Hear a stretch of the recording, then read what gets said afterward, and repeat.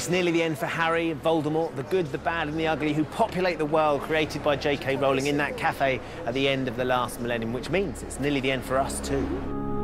The young stars of the films have grown from children to adults before our very eyes and have actually spent more than half their lives playing their characters. What's that been like watching them grow up? Well, it's extraordinary and they've great. It's been lovely. And a bit of a shock. You suddenly go, you know, like, Rupert suddenly talking like this. And I remember Christopher Columbus saying he'd just been up in the cutting room and they'd done the invisibility cloak bit. And Rupert had gone in talking like this. And then, of course, they'd shot when he came out months later and he'd come out talking like this. So they have to... He'd gone through puberty under the cloak. He had. Amazing thing happens in Harry Potter. I know. Lots of people would like to go through puberty under a cloak, wouldn't they? It's such a difficult time. But when you see sort of clips from, like, the first one, The Philosopher's Stone, they're just so cute, aren't they? I'd forgotten they were like that. And now they're young men and young women. You can't help but feel maternal and seeing them grow up and thinking they're going out into the world now. It's like, it feels like that, you know, you feel sort of to protect them and a bit. So there's a bit of that feeling. You don't never say that to them. No. No, don't tell anyone. No. But, From the very beginning, Dan, Rupert and I have been made aware that I almost feel like we were ticking bombs that the public just expected, you know, as you said, about this time, you know, around now, they'll be losing it. But I think it's a number of different things. I think it's the English film industry is very different from Hollywood.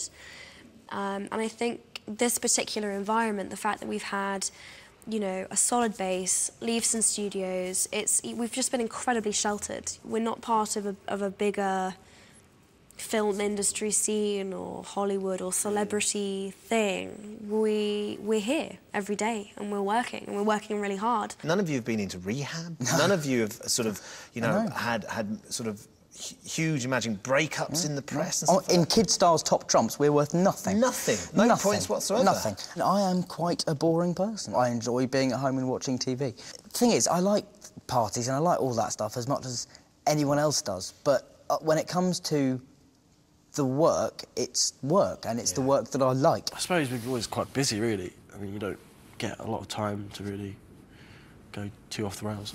But I don't know. There's still time. Do you think that sort of you're ever going to get over being in Harry Potter? Do you think you'll ever sort of be able to leave it behind and say, right, that's done now? I'm not sure. Everyone keeps asking me now, like, wow, it must be incredible, and the memories and stuff, and you don't think of it. I don't know whether it's something to do about my age, but at this point in my life, I don't really look back at it that much and think, wow, that was, you know... I guess to put it in perspective is very hard to do at my age. I don't have anything to compare it to either. You don't remember that much of your life before you were 10 years old. I mean, obviously, I've got a few memories, but Sure. my life my memory started work pretty much around 10 or 11, and that's how long I've been here for, so it's kind of all I know. Can you buy a pint of milk without people saying, oh, hello? Well, yeah, I mean, it's pretty much constant and it's kind of everywhere. But everyone's always really positive. It's just I've never really seen it as kind of something to really hide away from. It's always been... Yeah, I remember once when I was in America, I think I was in America somewhere, and someone wanted a photo with me, and I put my arm around her, and she told me not to touch her. So that was probably the only kind of bad experience. She asked for your photo and then said, don't touch me. That's what you do, isn't it? When I would have thought so. But yeah, she didn't want it. So that told you. Do you ever look back and think you've missed out on anything? Factually speaking, I have missed out on certain things that other people who have gone to school every day have missed out on. You know, I mean, I've missed... of course, there's moments I've missed. Like I will have missed, I don't know, the first week at university and how that must feel, and I'm sure it feels incredible and amazing.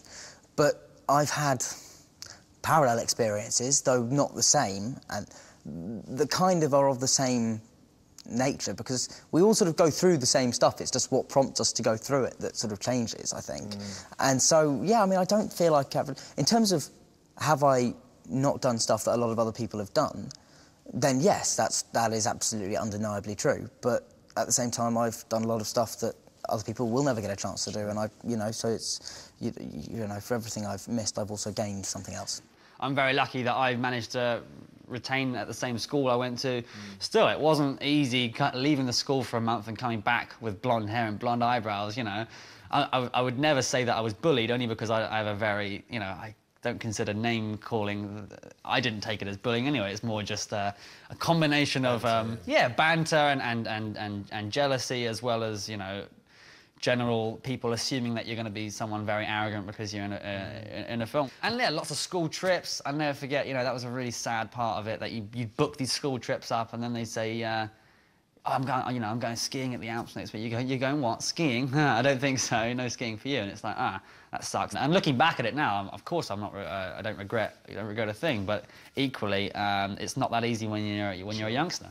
I think it's been a very kind of unique way of kind of growing up, really. The other day, they gave us a DVD of our first screen test together. No. It was really weird because I was really Cockney. Nicholas Flamel is the only known maker of the Sorcerer's Stone. The what? I was really surprised. I was really strong Cockney accent, but it's kind of over the years, I guess I've toned it down. It's been bled out of you. Yeah, but it was really weird because they showed another potential Ron as well, which was quite weird. And he was really good as well. No! I probably would have cast him instead.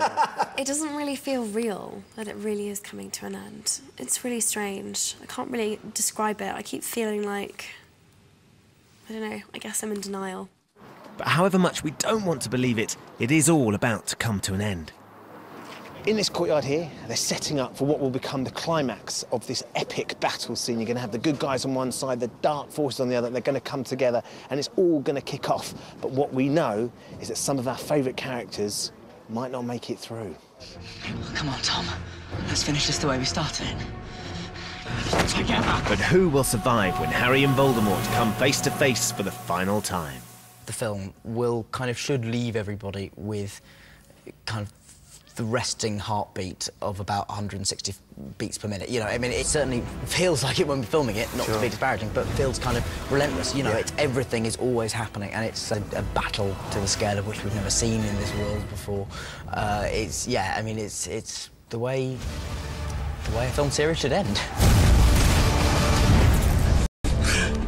Think we'll ever just have a quiet year at Hogwarts? No. There must be a very special bond between you and Dan and Rupert, a bond that only the three of you can really understand, because right back from that first experience, the first day you turn up and you playing these characters, and that first premiere, the three of you have always been there. You've been there next to each other, so you know what it's like on the inside, being Harry, Hermione and Ron. Yeah. And that must be something very unique. Yeah, I have moments where I feel quite isolated by the uniqueness of my life experience. You know, I'll never be able to explain to anyone that I meet new that what my life has been like or what it's all like, really. You kind of have to be in it. So they are the only two other people in the world who I don't have to explain myself, and they just know. They've done everything with me, and that bond that we have, I think, even more than it is to us now, I feel like when this is over, our friendship will have a new importance for the three of us, because I think when it's over, we'll need each other more than we do even now, really. I'm Harry Potter. If you could look back to 10-year-old Dan, who's just about to embark on this journey, what would you say to him to prepare him? Have a good time. I don't know, what else would I say? Is there an essence that you'd sort of go, you know, don't get too carried away with it, don't believe the hype, you know, or... I don't think I tell myself anything that the 10-year-old me hadn't already sort of had. I was very unfazed by it all. Like, I didn't believe the hype, and I didn't get too swept up by it, and I always had fun, and I didn't, you know. So I don't know if there's anything I would say to him. Well, that sounds awfully smug, but you know, I think any of the mistakes that I've made that I could give myself clues to when I'm 10, I wouldn't, because it's essential that I make them, and they've absolutely formed a huge part of the person that I am. along with everything else in my life. So, yeah, I mean, I don't know. I mean, I'd just probably tell him to not eat the food in the Great Hall after the 3rd day of a scene. Well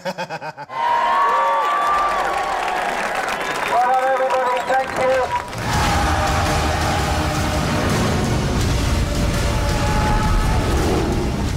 So, 7 books, 8 films, and more than 10 years later, it's all come to an end. Only I can live forever. To be able to come to this extraordinary film set for the last 5 years, to snoop behind the scenes, to get to play with the props and to meet the stars has been truly magical.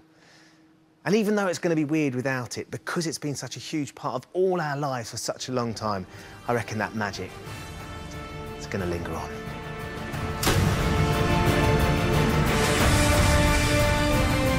Time to try and outsmart regulars Jason Manford and Peter Andre. Odd One In is next this evening. Penn and Teller are back at 9, and Jack Dee, Jimmy Carr and Catherine Kelly are making the decisions in The Marriage Ref at 10.